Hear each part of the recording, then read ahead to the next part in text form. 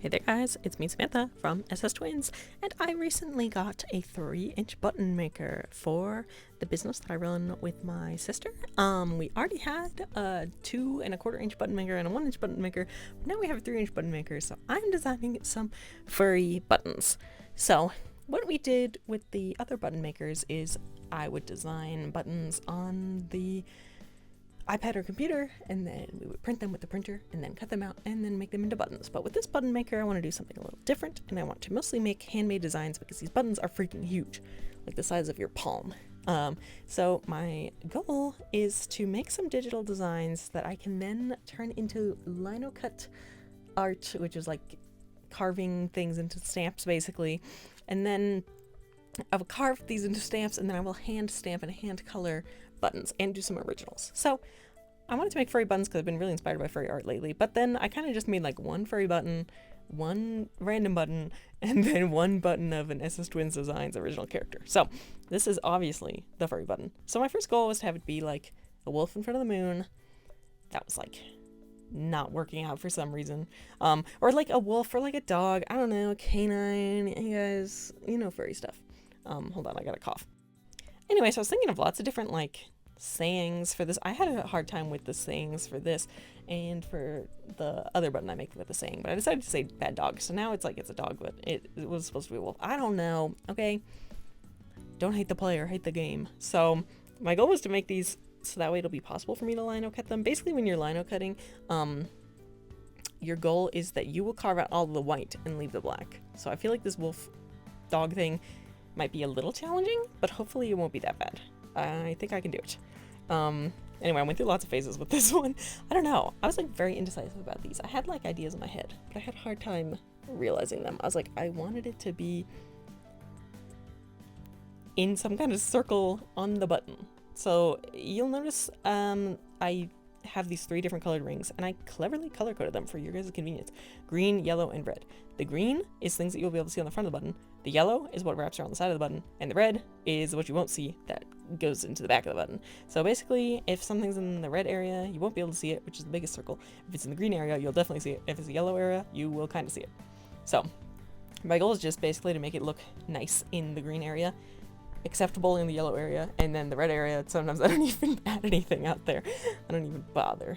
So I was like, should I do like a double circle in a circle? I don't know. I was like, okay girl, this is getting too freaking confusing. I kept playing around with adding like sparkles and things, but I finally settled on this, and I'll show you guys it again at the end.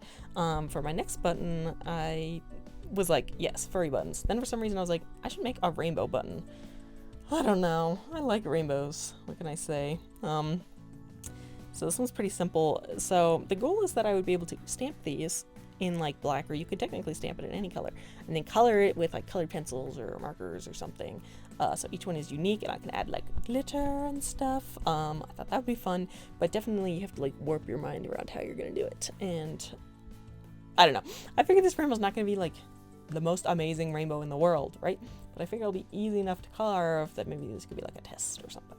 I don't know. If I wanted to make it easy on myself, I would use a black background and do the carving in white, which is what a lot of people do. So like the outline, the liner isn't white. But I love making my life hard. So we'll see how these end up. So this is part 1 of the video, okay?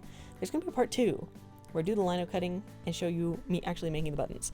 But I ain't got time for all of that in one video. So you'll either see it on Wednesday or next Sunday. Keep your eyes peeled.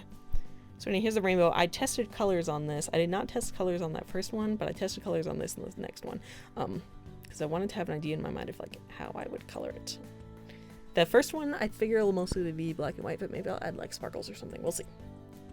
So I'm adding all these things that I'm going to have to carve around. I don't know. Make my life more difficult. I might not even be able to do it, but we'll see. I don't know. I'm like...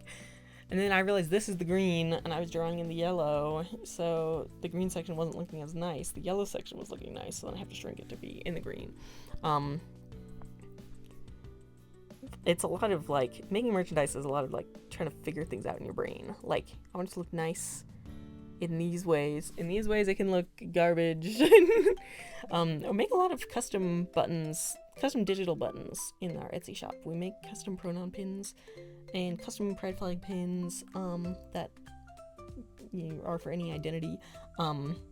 So check us out on Etsy if you want those. And I may start making some like original pronoun pins that'll be like, I have like my digital art pronoun pin designs, which are like a background and I handwrite the pronouns on there, or a flag and I handwrite the pronouns on there, and then we print it and then we make it.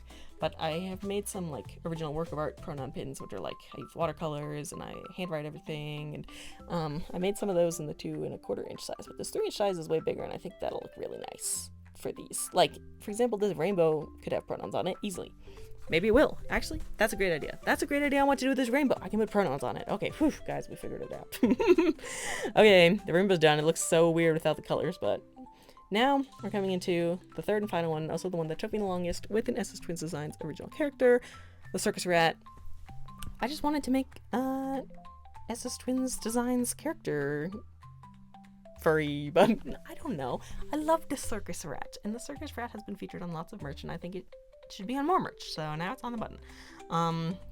This one I had a really hard time trying to figure out the white versus the black. The white is the paper, the black is going to be stamped, so you can't change the colors of the black, but you can change the colors of the white in the future. I don't know. I play around with a lot of different things on this one, because the circus rat is a rat who obviously works in the circus, and mostly the rat does tightrope. I don't say what those look like. And mostly the rat does tightrope walking above flames, but sometimes the circus rat does things like juggling. So I wanted to communicate the circus rat as tightrope walking above flames, and I couldn't figure it out. I tried to I was like, what if I inverted the whole top of this? Which would have been really cool, but my brain was not braining. I have to be so real, my brain was not braining. So then I was like, I'll just put a quote on there. It's like, life's a circus. Then I thought about those cat posters where the cat is like hanging and it says hang in there, and I thought that was funny, so now the rat is singing hang in there. I think it's like motivational but kind of cheesy.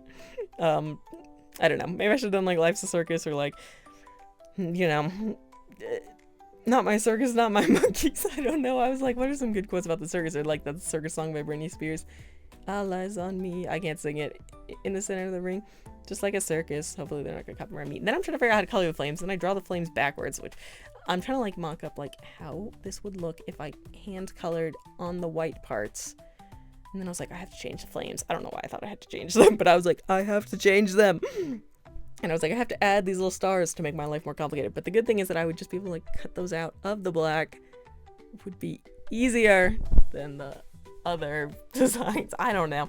This like really messes with your brain. Anyway, now I overwork the flames to death for like the next minute, up in the last minute of the speed paint.